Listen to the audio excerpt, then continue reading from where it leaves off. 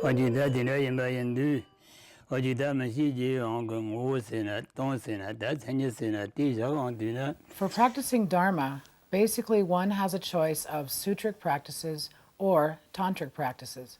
Within the sutric practices, there is the Lam Rim, presented traditionally within the three scopes. It addresses individuals of the small scope, the middle scope, and those of the great scope. Another way to summarize the three scopes of the Lam Rim is to present the three principal aspects of the path. One of our prayers says, "May I be able to generate renunciation, bodhicitta, and correct view, and may I be able to complete the 2 stages of Tantra." So you see straight away in the first line we have mention of the 3 principal aspects of the path. Then in the second line there is reference to tantric practices. When we talk about sutric practices, or the sutric vehicle, we call that also the causal vehicle. When we are talking about the tantric practices, we can refer to them as the resultant vehicle. The reason why we call the sutric vehicle the causal one is because what we are stressing is the causes that will bring about the ultimate result. And here, when we talk about causes, we are talking about engaging into the practices of the 6 perfections. So things such as generosity and ethics, and enthusiastic effort and concentration and wisdom and patience. So in the 6 of them, they actually include method and wisdom, which are the causes that will bring about the result that we are seeking. Now, in Tantra, we are stressing different things, and this is why the name resultant vehicle is used. It is called the resultant vehicle because the way we practice is in a way that is stressing the result. Straight from the beginning, we are looking at the resultant state of enlightenment, and we set that as being our ultimate goal. What we do through practices of deity yoga is we try to imitate, we try to visualize, we try to imagine that we have already reached that state and we are practicing. In a sense, we are rehearsing the activities that we would be doing if we were already enlightened. We have 4 different classes of Tantra. We have action, performance, yoga, and highest yoga Tantra. At each one of those classes of Tantra, when they are presented more or less in 4 different chapters. The first chapter would be the chapter of empowerment. The second one would be of the vows and commitments that are assumed. The third one is the path that is meditated upon. And the last one would be the presentation of the result that is attained. So we start first with the empowerment, which is the step that opens up the door for the tantric path. In the same way that you enter the house through the door, you enter the tantric path through going through the process of ceremony. And what the ceremony does for you, it authorizes you to be able to listen, to reflect, and to meditate on the various tantric teachings. It's important to make the distinction of different ways of attending a ceremony of empowerment. There will be some people who will be coming and receiving it merely as a blessing, but there are others who will take it as a proper empowerment. Now, what makes the difference? What do we mean by making the distinction between these two? If you think that you are not capable of keeping all the vows and commitments that will follow by taking the empowerment, if you feel that you are not ready to meditate on this path, if you feel that you are not ready to visualize yourself as the deity, then it's best not to take this empowerment. You will still be present at the time of ceremony and receive the whole thing as a blessing. On the other hand, if you decide that you are ready to take these vows and commitments and you are ready to engage in those practices, then you actually request and you will receive the empowerment, and then of course you have the obligation of keeping up with the vows and commitments and of course your daily practices. So for action and performance tantra, first of all, the first levels of vows that are assumed by those who are lay people are vows of individual liberation, and these are in the form of the vows of refuge. So these include abandoning the 10 non-virtuous actions. Then on top of that, the vows which are assumed are bodhisattva vows. In the case of action and performance tantra, we are not receiving tantric vows. In the case of yoga and highest yoga tantra, on top of refuge and on top of bodhisattva vows, we also assume the tantric vows. Together with the tantric vows, we assume the commitment of engaging in 6-session guru yoga. Now, as the name indicates, there are 6 sessions of that. It's a practice that is repeated 6 times during the day, every day. If one is practicing lower tantras, One would have to engage in two distinct stages, which are called yoga with signs and yoga without signs. Within the frame of the practices with signs, what we are doing is we are generating ourselves as the deity, visualizing the deity with all its aspects. Then at the next phase, when we are practicing yoga without signs, we are meditating on the emptiness of all these appearances. What happens with the highest yoga tantra is that we are engaging in practices of generation stage and practices of completion stage.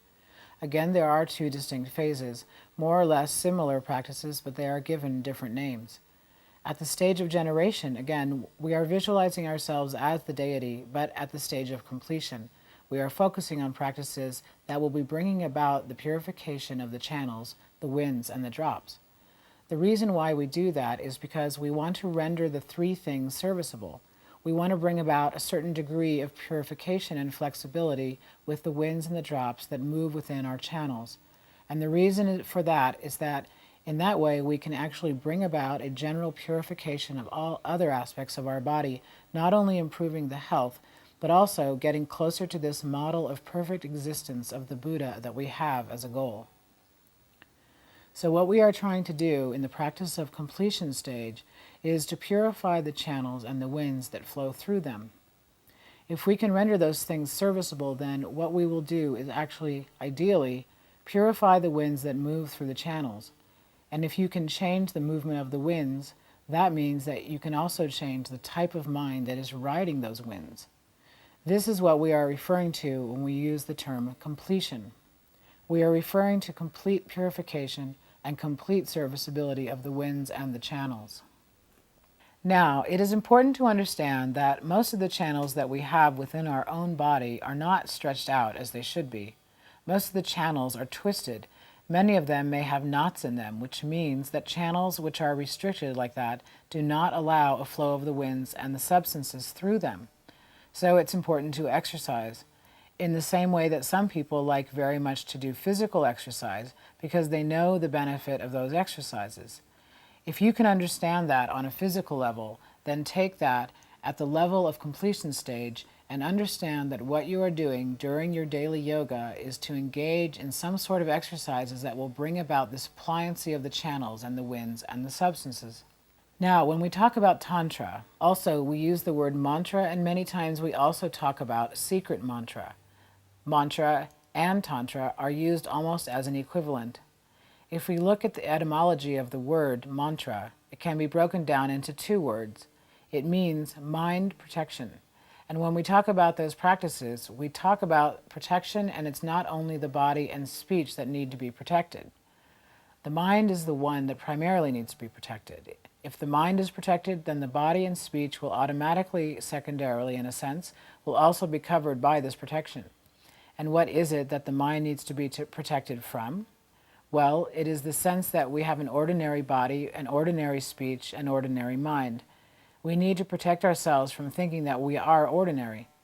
We need to protect ourselves from ordinary appearances and a sensing at those appearances. So this is the protection that we are seeking for through these practices. And finally, we come to the explanation of the last word, secret.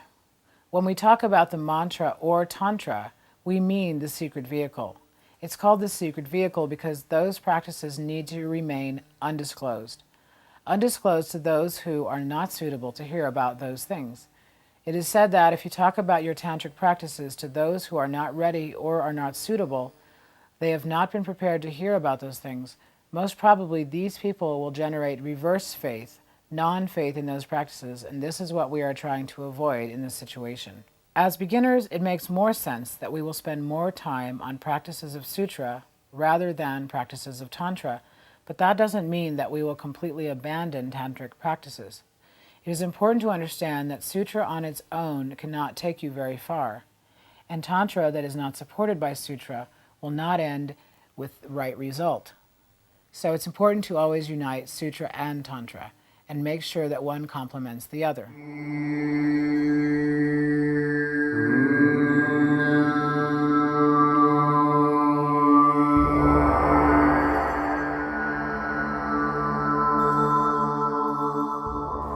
Tantra is often presented as something that's afterwards. It's something that's more advanced. In other words, first we study the sutra path, what the Tibetans would call the lam rim, the graded stages of the path, and develop certain basic fundamentals, such as what Lama Tsongkhapa called the three principal aspects of the path: the renunciation, the wish and the determination to break free from suffering and limitation, and then the view of emptiness, understanding the true nature of reality, and bodhicitta, developing the warm heart, the dedicated heart, striving for enlightenment to benefit others. So that, in a sense, summarizes the sutra path. So it isn't as if we practice on a sutra level until we're proficient and then we turn to something else. It's that the practice of Tantra allows us to get into those very same areas on a deeper, more meaningful basis. And so, for me, Lama Yeshe's introduction to Tantra, it really comes alive for me in a really meaningful way, not so much when it's talking about Tantra itself, but rather the three principal aspects that give it birth, that give it meaning. Many years ago,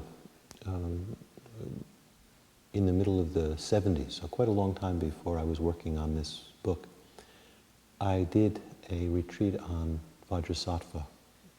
That's the purification practice, which is considered very important preliminary and aspect of tantric practice. When it was over, and I had to think back as to what the retreat really was about, it really was about renunciation. Even though I was doing tantric practices and tantric visualizations and so forth, what the retreat actually taught me to some extent was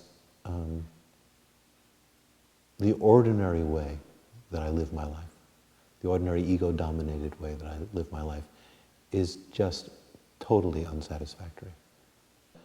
Even when things look beautiful, look pleasant, they may just be, it might just be a disguised form of dissatisfaction and suffering. I don't think the reality of that would have hit me if, at the same time, I wasn't doing other practices which were attempting to kind of purify my vision, concentrate my attention, remove some major obstacles so that I could understand things on a deeper level. So later, when I was working on Lama Yeshe's teachings on Introduction to Tantra, where he discusses this to some extent, you know, that Tantra helps you actually understand the sutra topics better, I really felt I understood what he meant, what he was pointing at.